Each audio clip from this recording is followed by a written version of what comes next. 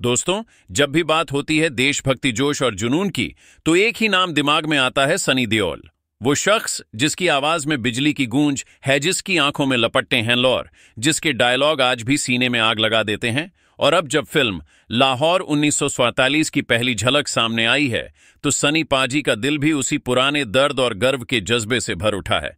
Film Lahore 1947 सिर्फ एक movie नहीं है, ये एक दौर की कहानी है जब मुल्क बंटा था, जब सरहदें लहूलुहान थीं और इंसानियत दोनों तरफ चीख रही थी। और इस फिल्म के साथ एक बार फिर राजकुमार संतोषी और सनी देओल की जोड़ी वापस आ रही है। वही जोड़ी जिसने घायल, घातक और दामिनी जैसी क्लासिक फिल्में दी। भाई, एक मिनट रुकिए। अगर आप हमारे चैनल पर नए हैं तो एक लाइक कर दीजिए, बेल आइकन को दबा दीजिए और सब्सक्राइब करना तो जरूर है, ताकि हम अपने 1000 सब्सक्राइबर पूरे कर सकें। हम आपके लिए इतनी मेहनत करते हैं, तो हमें भी थोड़ा सपोर्ट करें। अब चलिए फिर से आपको लेकर चलते हैं। सनी देओल ने जब लाहौर 1947 का ट्रेलर देखा, तो उनके चेहरे पर एक गहरा सुकून और गर्व झलक रहा था। उन्होंने कहा, है फिल्म मेरे दिल के बहुत करीब है। कहानी सिर्फ इतिहास नहीं, बल्कि हर उस हिंदुस्तानी की आत्मा है जिसने बंटवारे का दर्द सुना या झेला है। उनकी आवाज में वो वही पुराना जोश था जो हमने ये धरती मेरी माँ और तारीख पे तारीख जैसे डायलॉग्स में सुना था। पर इस बार उस जोश के पीछे एक चुप दर्द भी था। सनी देओल ने कहा कि जब उन्होंने स्क्रिप्ट पढ़ी तो उनके हाथ कांप गए थे। ये कहानी सिर्फ लड़ाई की नहीं है, उन्होंने कहा है, इंसानियत के टूटने और फिर से बनने की कहानी है। ट्रेलर के कुछ सीन्स में दिखाया गया है कि किस तरह लाहौर की गलियां खून से लाल थीं और किस तरह लोगों को अपनी मिट्टी छोड़नी पड़ी।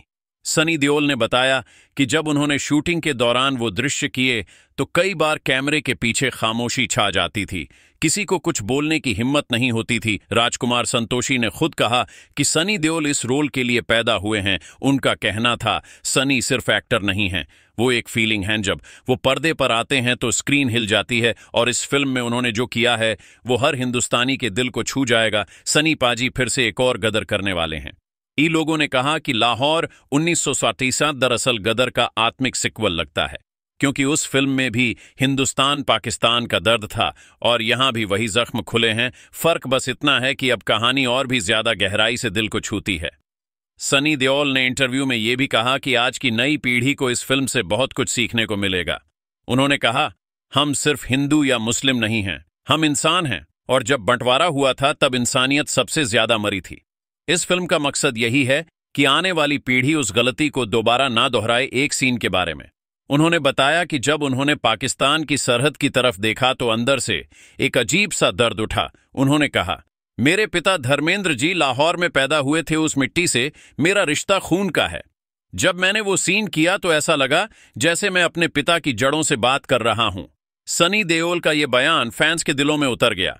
सोशल मीडिया पर लोग लिखने लगे, सनी देओल सिर्फ एक्टर नहीं, भावना है।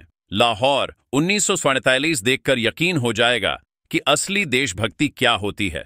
फिल्म में उनके सामने हैं अली फजल, जिन्होंने एक अलग किरदार निभाया है, एक ऐसे इंसान का जो हालातों के बीच फंसा हुआ है। सनी पाजी ने उनके बारे में कहा, अली ने शानदार काम किया है, वो नए दौर के एक्टर हैं, पर उनके अंदर भी वही जोश है जो हमारे वक्त में था।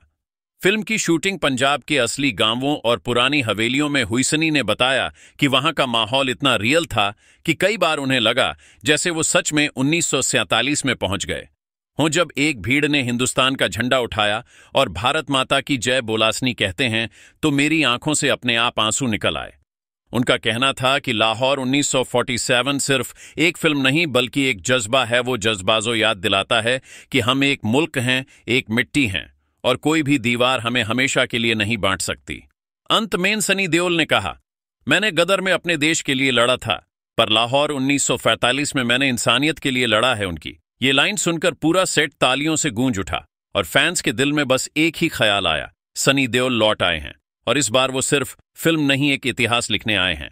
भाई, अब तो कर लो, एक लाइक और सब्सक्राइब और एक अच्छा कमेंट भी कर देना, और बेल आइकन को दबाना मत भूलना, ताकि अगली वीडियो का पता चल सके कि कब आई है।